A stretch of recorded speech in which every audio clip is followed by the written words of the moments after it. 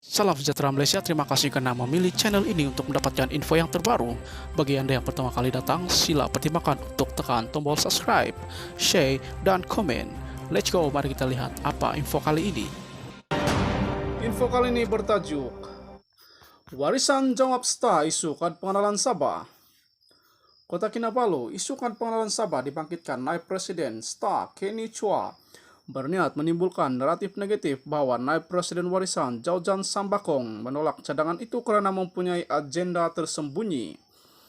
Ketua Penerangan Warisan, Awang Ahmad Shah berkata walaupun Kenny menyatakan berlaku perbezaan pendapat antara Jaujan dengan timbalan Presiden Warisan, Daryl Liking, ia adalah perkara biasa dalam mana-mana organisasi politik yang sehat.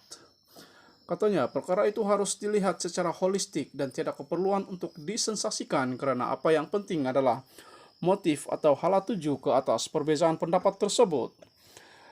Kata Ahmad, dalam isu yang dibangkitkan, Kenny bahwa timbul percenggahan pendapat dalam warisan mengenai isu kad pengenalan Sabah yang meragukan di antara Daryl dan Jaujan.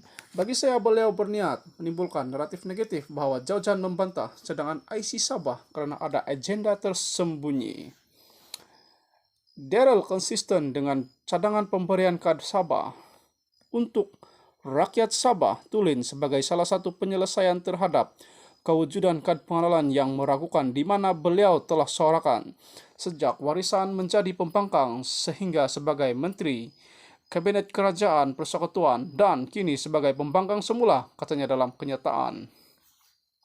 Awang berkata, Daryl turut mengulangi pendirian sama dalam satu forum bersama dengan Presiden SAPP, Yong Teck Lee yang dianjurkan pada 4 Mac lalu.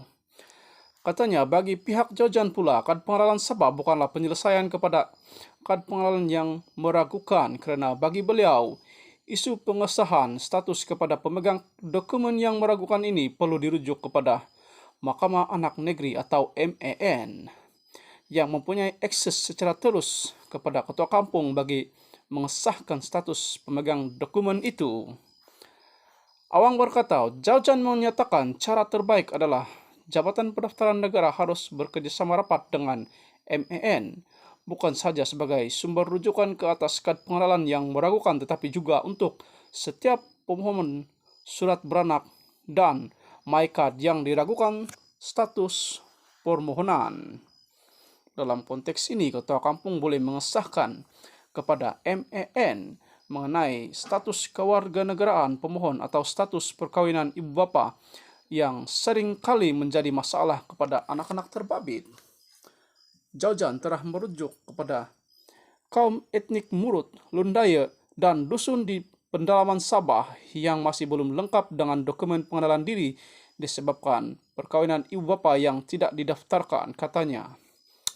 Beliau berkata, Kenny berhak untuk tidak setuju dengan pendapat Jaujan, tetapi amat tidak wajar mensensasikan perbezaan pendapat di antara Daryl dan Jaujan karena ia adalah bermotifkan politik jahat di mana ia telah dijadikan sebagai alat untuk menjatuhkan imej warisan oleh cyber trooper mereka di media sosial.